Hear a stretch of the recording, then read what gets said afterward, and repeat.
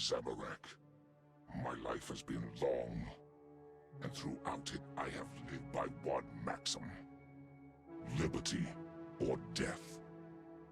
RUNESCAPE was the perfect world. Harsh, but fair. Survival forced my people to become the greatest of warriors. When the stranger promised us conquest and plenty, we followed him. It was a mistake. On Gielinor, I built a mighty empire in the name of the dark god Zaros. But he and I did not share the same vision for the future. When I saw freedom, he saw only control. My people, once warriors, became priests, bureaucrats, sanitation engineers. To win their freedom, I struck down a god. To safeguard it, I became one. On Infernus, I led a downtrodden people to victory. Hostilius, a corpulent monster grown fat and indolent, maintained order through rules and laws. His laws did as little to protect him as his skin did. I strung up his corpse as a message for all to see. Such is the fate of all tyrants. The Avernic demons, now free, serve me willingly. Back on Gielinor, pretenders picked over the remains of my empire. For an age I battled them. An age of strife, of progress, of glory. While I fought on, none could establish the safety, the security that they so craved. For an age, Gielinor was truly free. But they conspired against me, and I was banished. In my long absence, this world has become weak. Saradomin's fingers are wrapped tightly around its throat, suffocating it. My demon army will make short work of its farmers, woodcutters, and fishermen. The survivors will be stronger. They will have no choice. Gielinor's people will be free, or they will die. Liberty or death.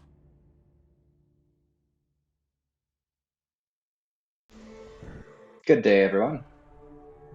I don't normally narrate or voice through quest and mini-quest guides, but since this one entails clearing a whole elite dungeon, it's a different story, so there are a lot of nuances here that I would rather talk you through than write all over the screen. For starters, I'm doing this in story mode, and what you're about to see here is my first run-through, since as of this recording, this is the first week that this elite dungeon was released, and this mini-quest Aftermath. It's pretty straightforward for the most part, especially in story mode. If you've got the levels to clear the prior quests, you shouldn't have much trouble. I will basically show you how to clear the entire dungeon, not all of which is required just to get to Zamorak and beat him to continue with, to complete the whole dungeon as a whole. This path right here, for example, is not critical, but it will lead you to a mini-boss. There is an achievement for killing all the mini-bosses in this dungeon, so I'll show you how to do that. A little side note there of what you just saw, all the enemies, or most of the enemies in this dungeon, will drop burnt bones. They do not work with the Bone Crusher or, for prayer gain via the Dungeoneering necklaces as other bones. There is an achievement later where there is an altar and you can offer some bones. Most of the enemies in the dungeon used ranged, or rather magic. A few of them used range, some use melee, but for the most part your enemies are going to spread pretty far and thin, so I highly suggest magic with a good AoE setup. If you have Greater Chain, that is excellent. If you have the Zook Cape magic, even more excellent. You'll see a few times where I managed to Greater Chain and then Omnipower to clear the room very quickly. The critical path is pretty straightforward if you follow along here. Like I said, all the rooms are not too difficult. One thing worth mentioning is that there are occasionally menders. These mages which is called menders, and they work the same way as the healers in the first elite dungeon, so if you see them, kill them as quickly as you can.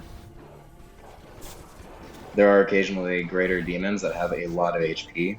Especially if you have greater chain or AoE abilities like that, it is best to kind of cluster enemies together and focus on the greater demon. You'll probably kill all the surrounding enemies by area damage before you kill the demon. These archers, Zamorakian archers, can summon hellhounds, so it's also good to clear them quickly as well.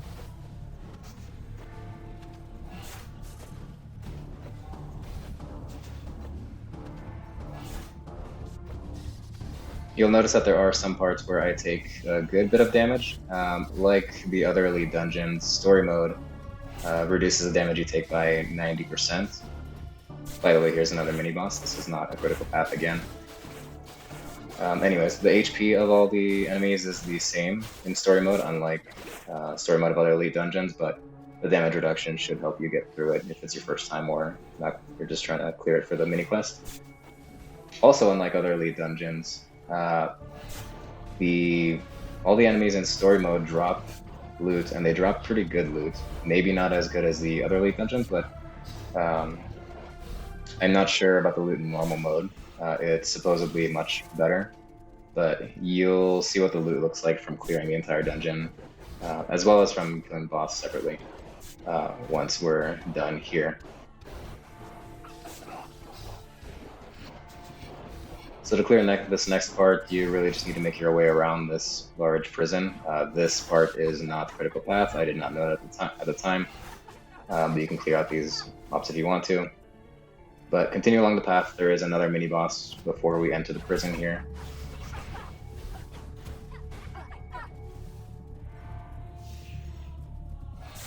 So all of these enemies are not required. You are required to clear out these Waterfiends if you want to drop that barrier to the other mini-boss, which is some sort of hellhound man. The mini-bosses are also straightforward here. There's not any special mechanics or anything like that, then they don't even really have too much HP. Now we go into the prison. The first thing we'll need to do is clear out the ground floor. There is a mender over here as well, so you want to take them out first, otherwise cluster enemies together and hit everybody with AoE. I was a bit more conservative since this was my first run and I wasn't sure if there were going to be any special mechanics or anything, but really, if you have stats and gear even close to mine, which is not that great honestly, you can run around, get a bunch of enemies together, and cluster even better than I am here to clear them faster.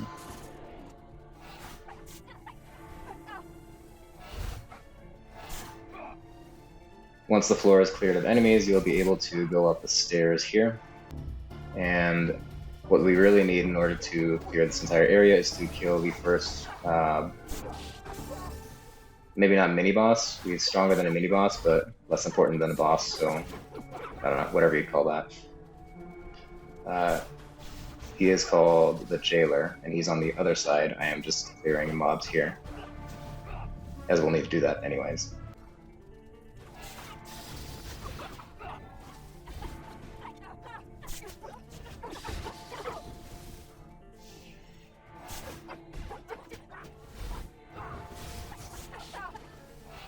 So Mefis the Jailer is in this room. There are two menders with him, so it's good to kill them first. Mefis is not difficult, but at every quarter health, every time you damage him for a quarter of his health, he will teleport to a different part of the prison.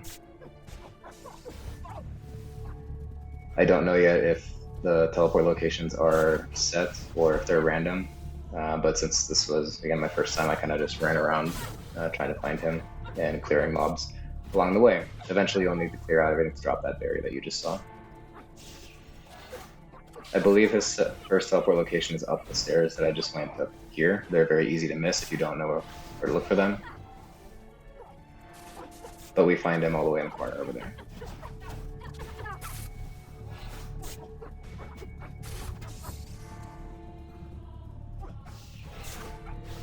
I'm actually not sure it's even required to clear out absolutely all the enemies in this area. I ran through this dungeon again and really did not. I just cleared out the Jailer and whatever was in my way, and the barrier still dropped. I do think consistently his last teleport location is on the ground floor. So you can find him there. You might summon archers or other enemies to help him out. Again, in story mode, not really a problem. So once you finally kill him, this barrier will drop. You actually don't even need to kill these enemies either, because we will jump down the scaffolding here to the next area. So here we approach a plaza area. We wipe out all the enemies here to open up the way towards a big cathedral. In this area there are, or rather in this area, there are 2 more mini-bosses that are optional. But in this central area, it is a good idea to clear out all the demons and the enemies. I don't know if it's required, but because of the way that we open the next 2 gates ahead, we're not going to want all the enemies in this area following us, so regardless, it's a good idea to wipe them out. The first optional mini-boss in the area is here.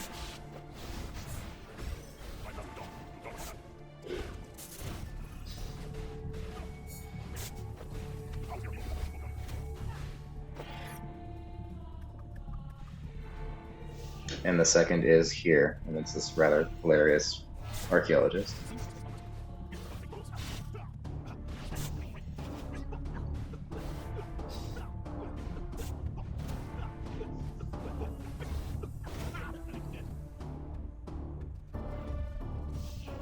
Now to proceed, what we'll need to do is clear out, basically, well, not even clear out, but head towards the east and west sides of the big cathedral here, and notice that there are 2 fire gates. So to the west here, there is one corruption ward. We'll have to activate it to drop one of the gates, and on the east side of the cathedral there will be some more enemies and another corruption ward, which we'll just activate, and that will drop both of the gates.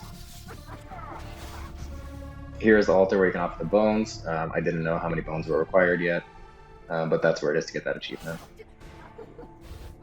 As we continue along, this is the area that actually has the ward that we need to activate.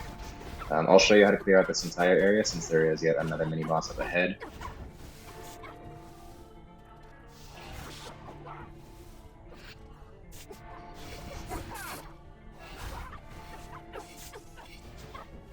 This is actually the house with the corruption ward that we'll need to activate. It's that obelisk with the purple tip.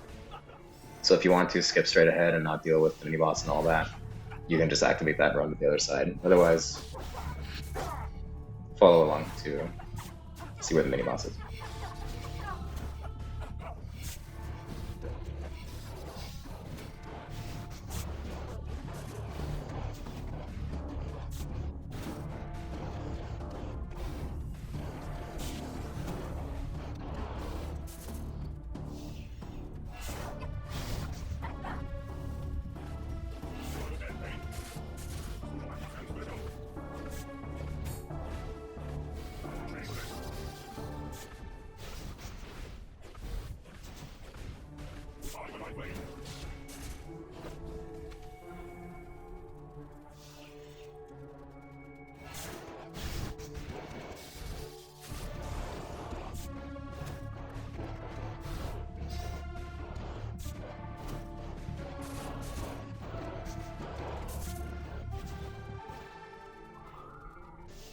Now, my first time doing this, I didn't realize that the obelisk was there on the west side, so I just ran past it. But I'll go back and activate that later. Here on the east side, it's a smaller area, so we clear out the enemies here to drop that barrier to the east, and that barrier just leads straight to the corruption ward obelisk.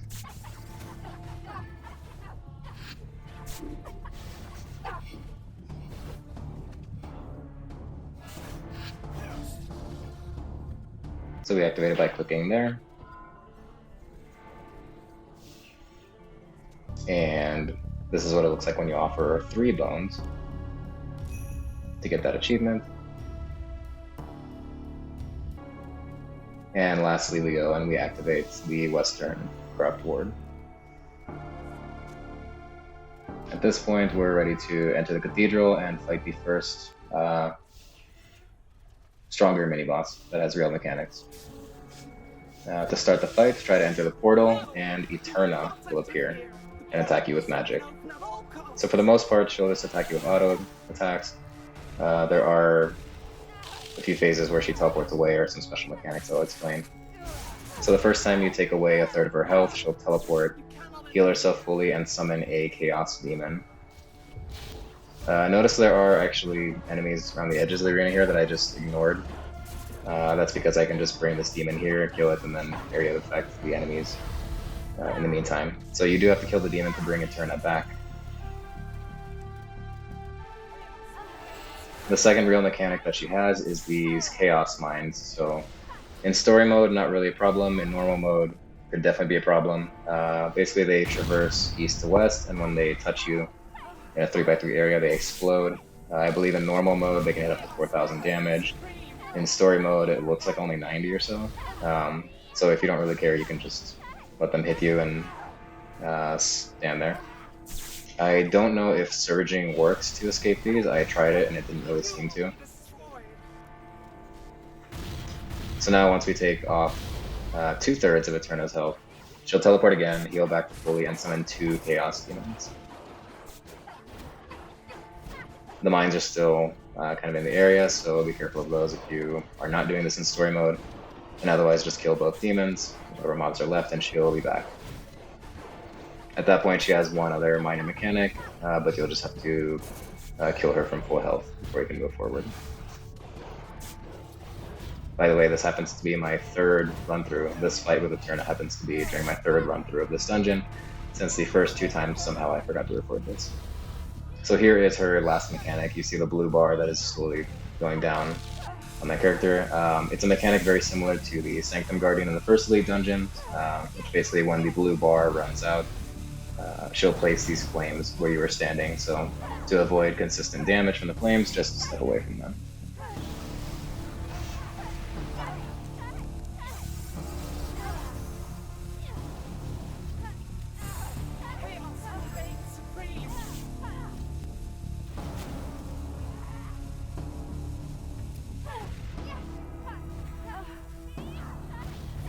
As you can see there, I tried to surge away from the mine, but it didn't really seem to work, so either my timing was off, or you just can't dodge them that way. Once you're done with her, there is a bank chest in the room that you can use if you need to, otherwise head through the portal. Here there are a few mages in the area, and I believe this part of the video is actually back to my first run through, yeah. So I'm not grouping enemies very well, but there is this other denizen of Infernus, sort of mini-boss. I honestly have no idea if he has real mechanics or not. They just kind of powered through and killed it.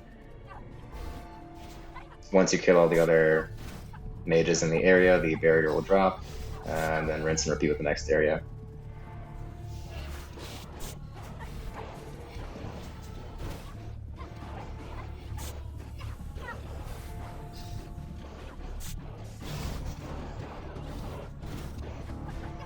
Once these enemies are cleared, go through the next portal and you're ready to fight Zamorak.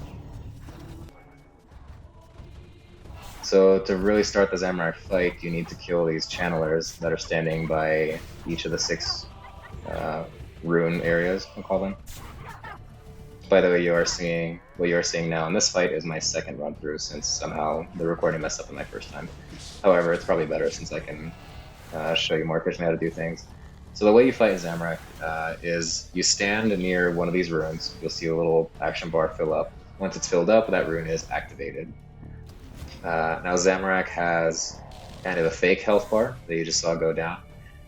You need to take that down, and that one cannot go all the way down until you activate a rune. By the way, here's the first of his mechanics. It's called a slam, I suppose. When that little bar runs out, there's a little explosion on you. The mechanic itself hits for 2 melee hits. It applies Flames of Zamorak to you. In story mode, it's not much of a bother, so you can ignore it. Now, I'm moving a little bit quickly here, faster than I can speak, but basically, in order to activate the next rune, you will need to use the action button to teleport to Infernus and kill a channeler that has appeared, because that's interfering with you activating the rune.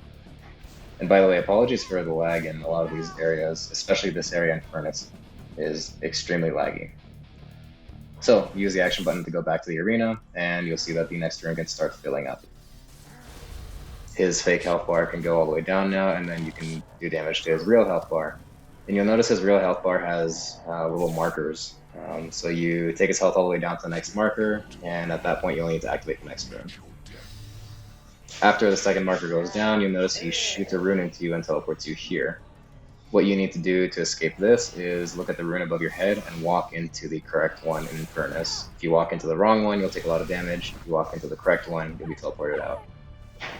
Now you'll also notice there was a demon there. I'll explain that in a little bit. And what we just got hit there for 1,000 is next special mechanic.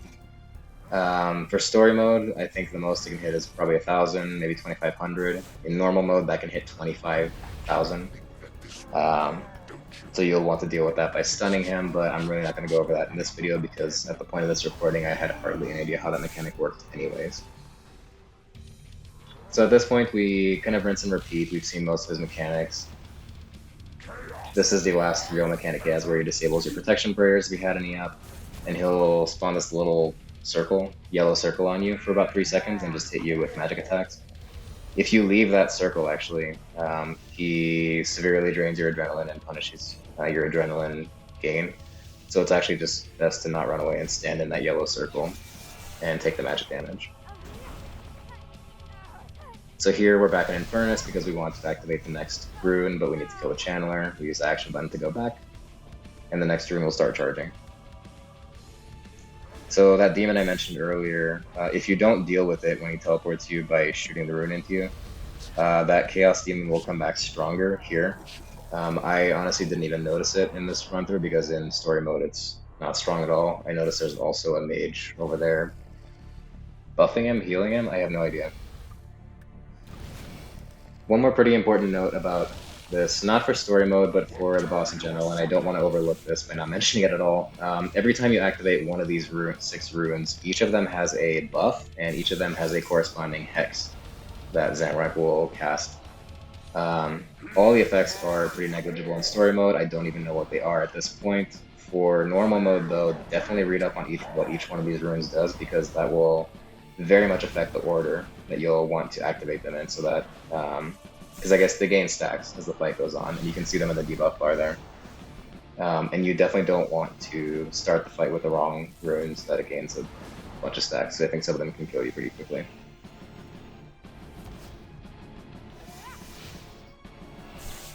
So we're just about approaching the end of the fight here. This is the last channeler I believe that we need to kill before we can go back.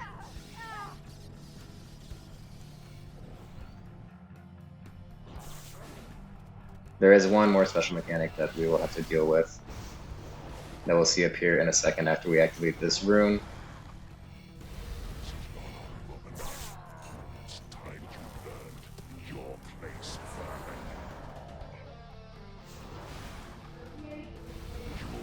And here it is. It's called Corruption Rune, I believe. So Zamorak places down this giant red rune.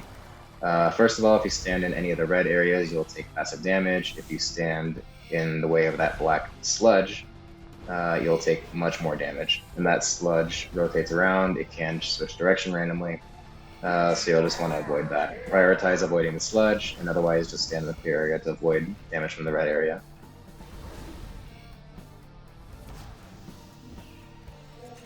You also can't teleport to Infernus at all while that giant red rune is up. But as soon as you can just wait for that to go away or that mechanic to end, and then you can teleport to Infernus so that you can go into this area again and kill the final channeler. It was wrong earlier, that was not the last channeler.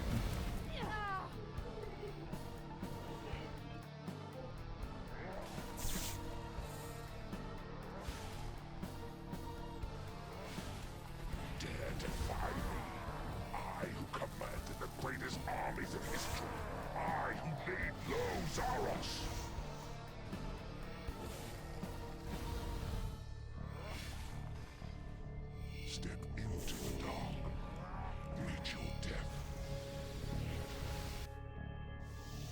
It appears he shot me back here again with this rune over my head, and I have to stand in the way of the right one. It might just be that this fight took too long. The mechanic repeated again, and I think in normal mode this mechanic would kill me, but lo and behold, here we go. After the last rune is activated and you've taken down all its health, the edicts are activated and Zamorak is sucked away into that thing. You'll see the reward chest here is separate from the reward chest of the rest of the dungeon. It's unique to Zamorak. If you have your Chaos Die reroll tokens that are available right now with the release of this event, I think this is where you use them. When you're done, you can right-click the portal to escape back to the entrance. Now I'll show you really quickly just an idea of what the loot looks like from clearing the dungeon in story mode. Just so you can see it's not totally worthless compared to normal, so.